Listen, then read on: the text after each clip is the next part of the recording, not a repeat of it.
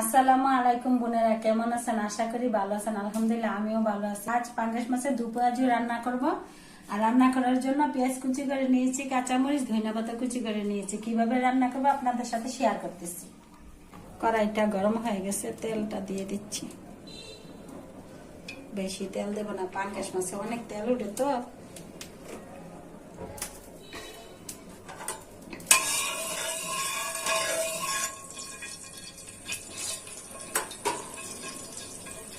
তেলটা গরম হয়ে গেছে। আর মাছটার মধ্যে আগে থেকে হলুদ মরিচ মাখাইয়ে নিছি, যাতে ভিতরে মাংসটা ঢুকে।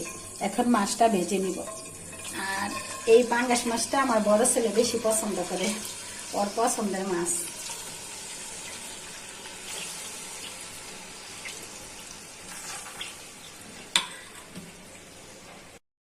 দেখি মাছটা হয়েছে কিনা।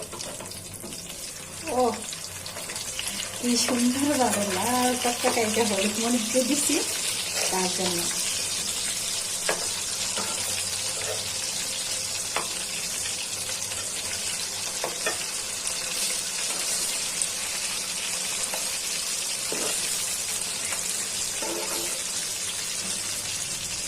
সবগুলো মাছ ভাজা হয়ে গেছে, এখন এটা নিচ্ছি। কড়কড়া করে ভাজছি।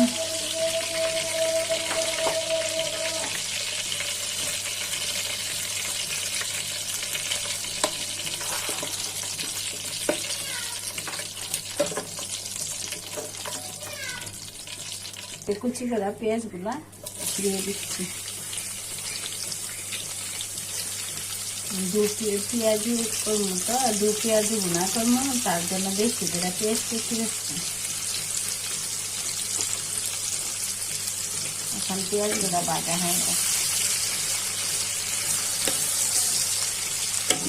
পেঁয়াজটা ভাজা হয়ে গেছে, এখন একে একে মশলাগুলো দিয়ে দিচ্ছি। দিয়ে দিচ্ছি পরিমাণ মতো আদা বাটা, দিয়ে দিচ্ছি রসুন বাটা, দিয়ে দিচ্ছি পরিমাণ মতো হলুদ গুঁড়া, দিয়ে দিচ্ছি মরিচের গুঁড়া, দিয়ে দিচ্ছি পরিমাণ মতো জিরার গুঁড়া, দিয়ে দিচ্ছি স্বাদ মতো লবণ। এখন নেড়ে চেড়ে মশলাটা কষিয়ে নিচ্ছি।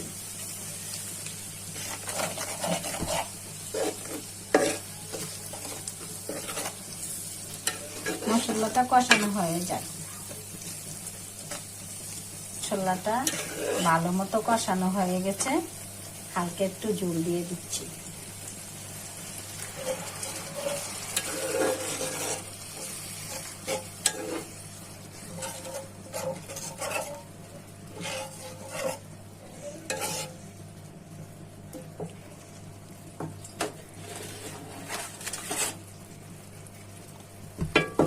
এখন একে একে মাছগুলো ছেড়ে দিচ্ছি।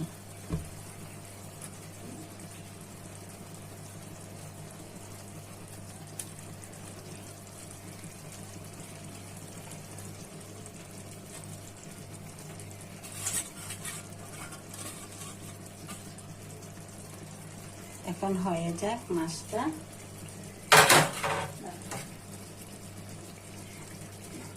মাছটা যাতে একটু মাংস বেশি তো ঝাল ঝাল লাগে, ফালি করে কয়েকটা কাঁচামরিচ দিয়ে দিচ্ছি।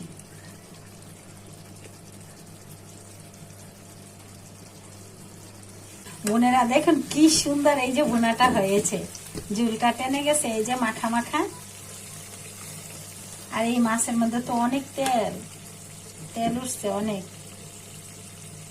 এখন তরকারিটা হয়ে গেছে, ধনিয়া পাতাটা ছিটিয়ে দিচ্ছি। বোনেরা ভালো থাকবেন, সুস্থ থাকবেন, আমার ভিডিওগুলো বেশি বেশি দেখবেন, লাইক করবেন, কমেন্ট করবেন, সাবস্ক্রাইব করবেন, শেয়ার করে জানাবেন। আল্লাহ হাফেজ।